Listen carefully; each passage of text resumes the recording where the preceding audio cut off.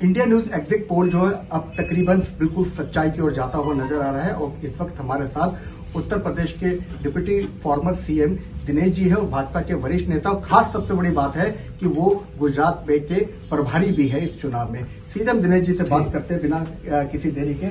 Dinesh sir, जिस तरीके से इंडिया न्यूज एग्जिट पोल था उसमें साफ साफ हम लोगों ने बताया था करीब 150 से ऊपर सीटें हम गुजरात पे पाने जा रहे हैं और आपकी कड़ी मेहनत जो है आपने वहां पे की वो अब सफल भी होते जा रही है। इसके पीछे की क्या रणनीति रही आप लोगों की? नहीं, देखिए, मैं पहले गुजरात में 3 साल से ज्यादा मैं प्रभारी पहले रहा हूं, अब मैं प्रभारी नहीं। उसका फल आज ही मिल रहा है। गुजरात का कार्यकर्ता सोने का कार्यकर्ता है और नरेंद्र मोदी जी एक वहां पर नाम नहीं है, हर घर के एक मेंबर की तरीके से उनका सम्मान है।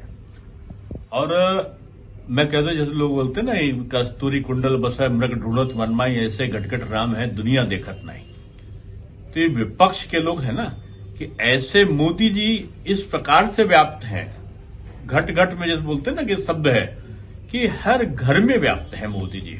मोदी जी का काम, बीजेपी का काम, बीजेपी की पहचान, आइडियोलॉजी, ये गुजरात में मैं समझता हूं कि एक जिसको बोलते हैं राष्ट्रभक्ति का जो भाव है वो गुजरात में अद्भुत है।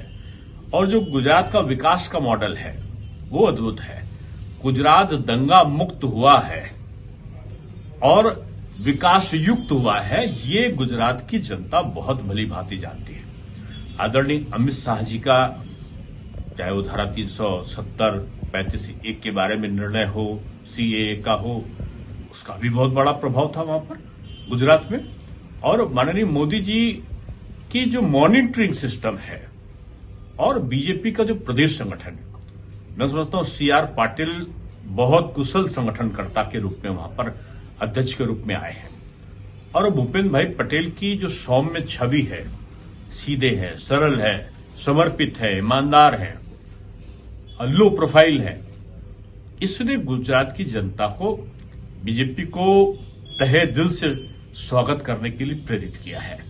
और मैं समझता हूं कि गुजरात बड़ी चुनौतियों के दौर से गुजरा है।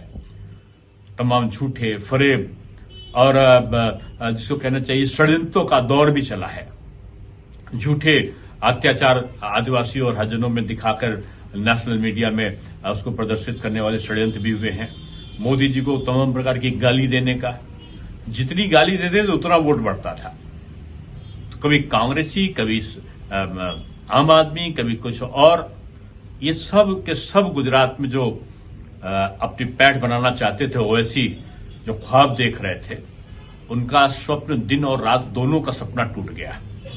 अब गुजरात भाईचारे की तरफ, समन्वय की तरफ, समृद्धि की तरफ और एक पूरी देश के लिए एक मॉडल बनके, ये जनादेश गुजरात का मोदी जी को 2024 में एक बार फिर से प्रधानमंत्री बनाने के लिए पूरे देश को संदेश है।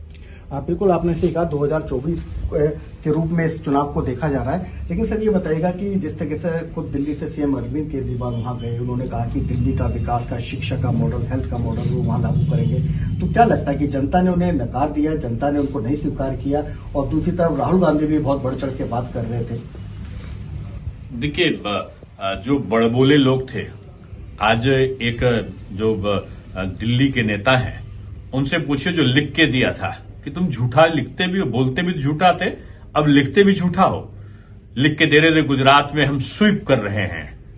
पता चला 4-5 के आसपास इस समय है, आगे क्या होता है भगवान जाने।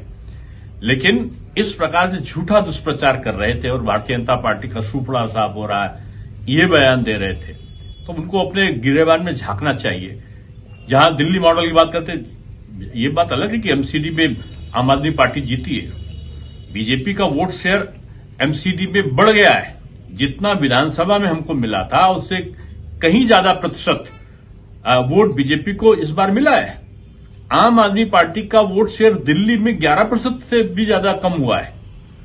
और कांग्रेस का बुरी तरीके से नीचे आ जाना, वहां सीटों के कैलकुलेशन में वो आगे आया, ये बात अलग है। लेकिन वो जो कहते हैं शिक्षा का मॉडल होता तो मनीष सिसोदिया जी की सीट की 4 में से 3 सीटें जो है पार्षद की क्यों हार जाते? अगर स्वास्थ्य का था तो जो जैन है उनकी क्षेत्र की सारी सीटें क्यों हार जाती? गोपाल राय की क्षेत्र की सीटें क्यों हार जाती? ये दुष्प्रचार है और जनता देश की जानती है। और मैं समझता हूं कि ये चुनाव एक अलग प्रकार का चुनाव गुजरात में हुआ है, संदेश दिया है। अब देखेंगे गुजरात में भी और हिमाचल में भी बीजेपी की सरकार बनेगी, हिमाचल में रिवाज बदलेगा और गुजरात में रिकॉर्ड बनेगा। मैंने कल ही कहा था कि गुजरात के चुनाव के संदर्भ में किसी ने पूछा था तो मैंने कहा था आज रिकॉर्ड ब्रेकिंग डे है, आज रिकॉर्ड तोड़ो दिवस है गुजरात के लिए। तो ये थे हमारे साथ पंडित दिनेश शर्मा जी, जिनका साफ कहना है कि रिकॉर्ड दिवस बनेगा गुजरात में आज और इसका सीधा असर 2024 में देखा जाएगा। और खास तौर से गुजरात में मोदी जी को लेकर जिन लोगों ने दुष्प्रचार किया, जिन लोगों ने गलत तरीके से कैंपेनिंग की, उसके लिए मतदाताओं ने मुंह तोड़ जवाब दिया। इसीलिए बीजेपी की जो है वहां पे क्लीन जो है उनकी गवर्नमेंट बनने जा रही है और इंडियन न्यूज एग्जिट पोल पे भी इसकी मोहर लगी है। इंडिया न्यूज और न्यूज एक्स के लिए प्रदीप श्रीवास्तव, दिल्ली से।